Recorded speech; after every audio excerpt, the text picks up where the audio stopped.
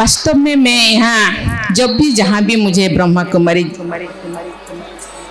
बहनों द्वारा बुलाया जाता है, मैं खुशी खुशी इसीलिए आती हूँ, उनका बातें सुनने के लिए मैं आती हूँ, उनसे कुछ फीलिंग्स लेने के लिए मैं आती हूँ,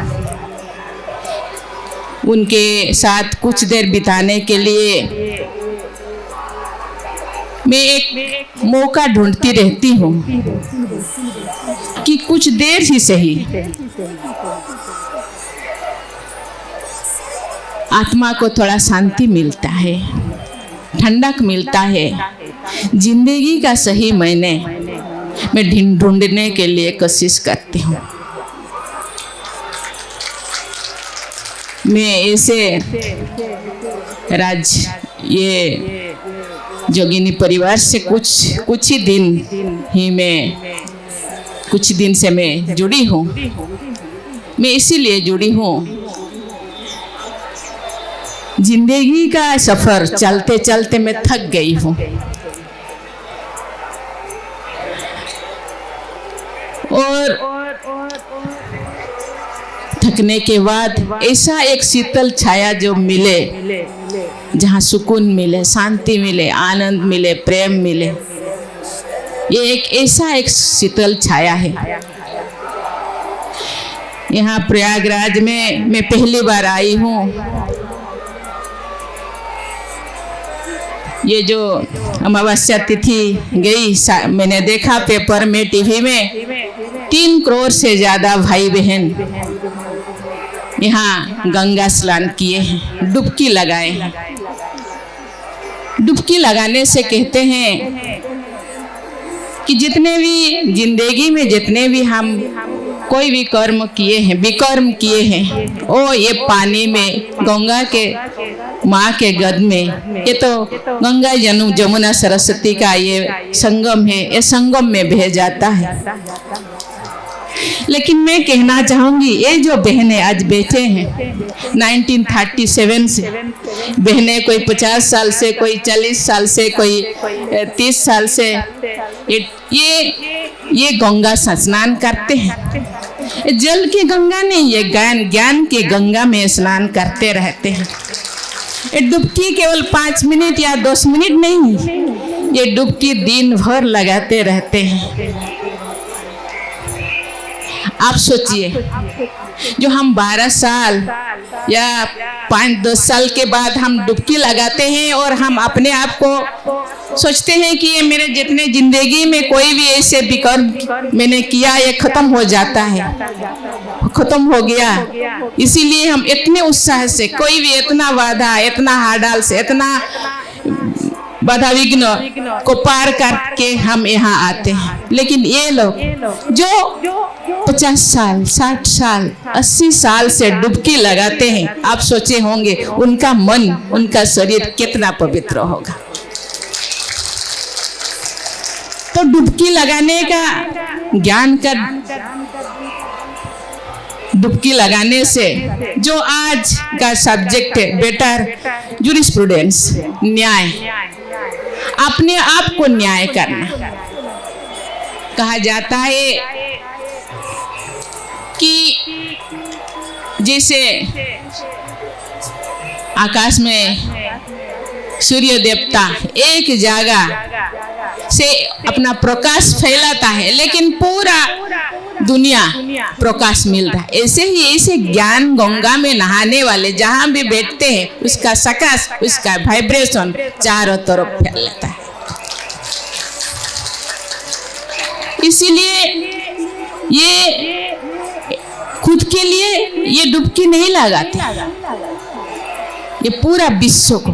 यहाँ बहन मनोरमा जी बोले, या ये आप देश को रिप्रेजेंट करते हैं, ये मलेशिया को रिप्रेजेंट करते हैं, हम देश को रिप्रेजेंट करते हैं या एक राज्य को, लेकिन आप तो पूरा विश्व के रिप्रेजेंट करते हैं। भगवान के बच्चे हैं, भगवान का निमित्त बन के ये पूरा संसार के मानव समाज को दिग्दर्शन देने के लिए, मानव समाज जो भटके हुए अपने आप के ऊपर अन्याय करते हैं,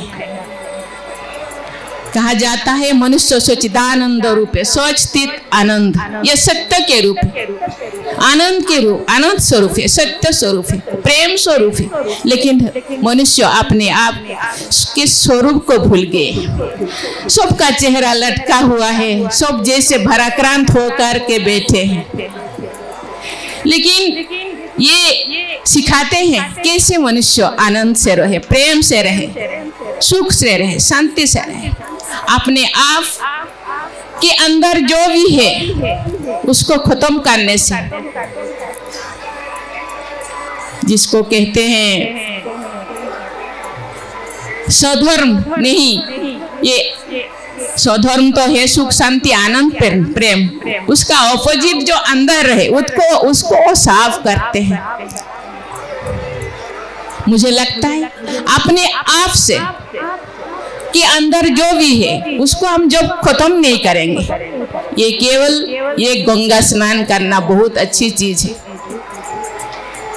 कहा जाता है कभी देवता और राक्षसों के बीच जो अमृत का कुंभ जो लड़ाई में थोड़ा गिर गया था, सागर मंथन के टाइम जब अमृत का कुंभ निकल करके जो तो थोड़ा बहुत अमृत यहाँ गिर गया था। लेकिन मुझे लगता है अंदर में जो अमृत है उसको मंथन करके निकालना है, विष जो है उसको फेंकना है। अंदर में ये तो देवता और राक्षस अंदर ही है, अंदर में जो समुद्र है, इस समुद्र को मंथन करना है और मंथन करके विष को फेंकना है, अमृत को, अमृत के रस को अपने अंदर और दूसरों को भी बांटना है। यही तो करना है, यही तो कर रहे हैं ये लोग। आज पूरा विश्व भर में ब्रह्मा कुमारी पूरा विश्व को सुख शांति आनंद प्रेम के लिए, न्याय के लिए घर बार छोड़ के आश्रम में रह करके विश्व को सकाश देने के लिए, न्याय देने के लिए जो काम कर रहे हैं, मुझे लगता है यही तो मानव जीवन का लक्ष्य है। मैं इतना आध्यात्मिक बल नहीं हूँ। कभी मेरे बेटा ने एक फोटो राधा कृष्ण के फोटो के सामने बैठा है, वो मुस्कुरा रहा है। मैंने बोली क्यों मुस्कुरा रहा है? बोले देखिए उनका चेहरा कितना सुंदर है, ये मुस्कुराता हुआ चेहरा, स्माइलिंग फेस है। मैंने बोले ये उनका भी दो हाथ दो पाँव है, उनका भी वही नाक नक्शा है, हम भी वही है। हम लोगों को भी मुस्कुराना चाहिए, खुशी रहना चाहिए। हम भी वही सच्चिदानंद रूप है, लेकिन कमी क्या है? खुद के अंदर ही झांकना है। हम दूसरों को झांकते हैं उसके अंदर क्या कमियां हैं, क्या खूबियां हैं, क्या विशेषताएं हैं, लेकिन खुद के अंदर इतने विशेषताएं हैं, अमृत भरा है, उनको हम नजरअंदाज कर देते हैं। इसलिए मुझे लगता है हर एक को जब अपने अंदर झांकेंगे, हर एक, मुझे लगता है ये दुनिया में जो विष फैला हुआ है, जहर फैला, वो खत्म हो जाएगा और अमृत ही अमृत, अमृत ही अमृत, अमृत का धारा बह जाएगा। और जो ये ब्रह्मा कुमारी ये विश्व को ये एक स्वर्णिम युग तो आने ही, ये तो संगम है, संगम के बाद ये स्वर्णिम युग आने वाला है। मुझे लगता है स्वर्णिम युग तो पाएगा जब अंदर का विष हम फेंकेंगे और अमृत ये लाएंगे, तो ये स्वर्णिम युग आ पाएगा। ये केवल ब्रह्मा कुमारी आश्रम बहने ये प्रयास कर रहे हैं, लेकिन इनको हाथ बटाना, उनको सहयोग करना हम सब का काम है। सब मानव संपदा का काम है, मानव जाति का काम है। इसीलिए ये चारों तरफ घूमते हैं, गांव-गांव घूमते हैं, कहाँ कहीं भी चले जाते हैं, वहाँ प्रोग्राम करते हैं, ये मानव संपदा सुधार जाए। अपने आप को पहचाने, आप वही हो, भगवान के बच्चे। लेकिन भगवान के पास भगवान के अंदर जो क्वालिटी है, जो गुण है, खुद के अंदर है। अपने आप को पूछना चाहिए और हर पल अपने आप को सुधारना चाहिए। मुझे लगता है ऐसे करने से वो दिन दूर नहीं होगा कि ये युग परिवर्तन होगा, स्वर्णिम युग आएगा।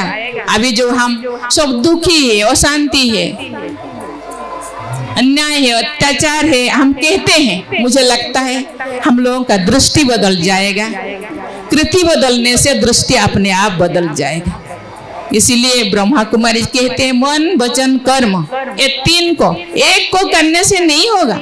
मन परिवर्तन करने के बाद फिर कर्म में हम दूसरा कर्म करेंगे, फिर बोलेंगे। और कभी कभी कुछ लोग बहुत अच्छा बोलते हैं लेकिन काम उल्टा पुल्टा करते हैं।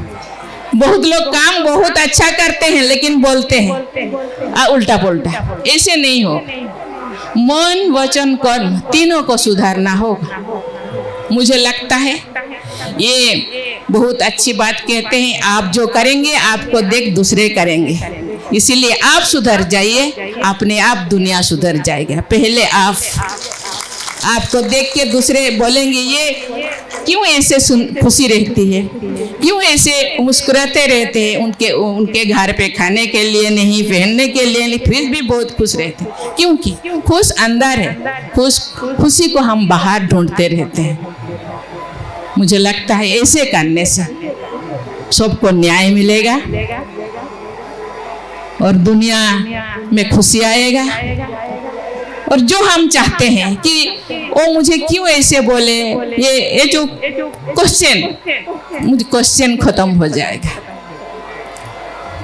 आप लोग आए, मुझे बुलाए और आप लोगों के साथ कुछ समय बिताने के लिए मुझे दो समय दिए, इसीलिए मैं आप लोगों को बहुत बधाई देती हूँ। Thank you. जय हिंद।